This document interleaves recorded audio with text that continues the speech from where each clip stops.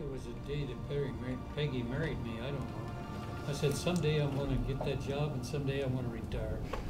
No, I don't.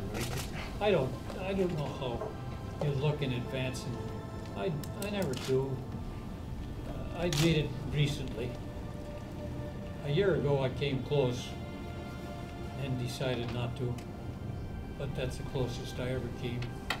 And then there's no question that we won.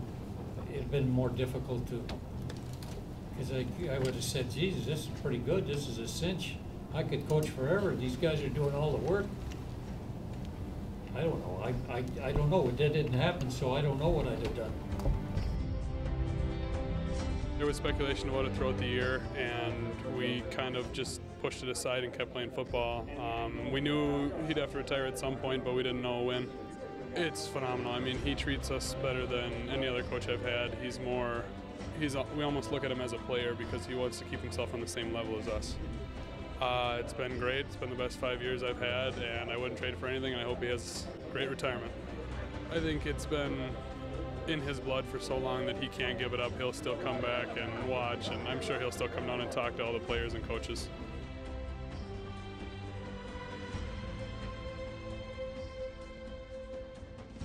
I was an offensive guard back in the early 90s.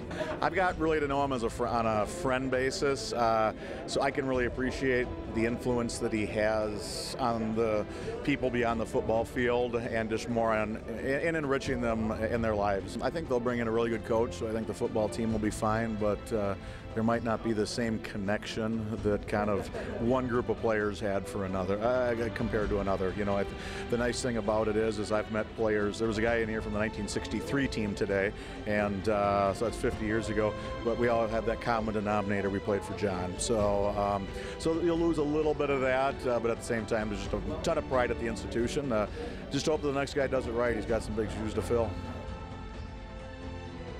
None of us thought this day was going to come. I mean, as strange as that is, but it's going to be tough. It takes some adjusting to, but I have faith in the committee and picking the best candidate for the next head coach at St. John. This is different. I mean, it's going to take some getting used to. Like I said, I've been around St. John's football for a while. My brother played here 10 years ago, so it's just going to be different, you know. John's done a great job for 6 years. He influenced so many people. Great coach, but more importantly, he's a great person. So He'll probably be saying nice things at my funeral too, but I won't hear him, I don't think. I hope I do, but I don't know.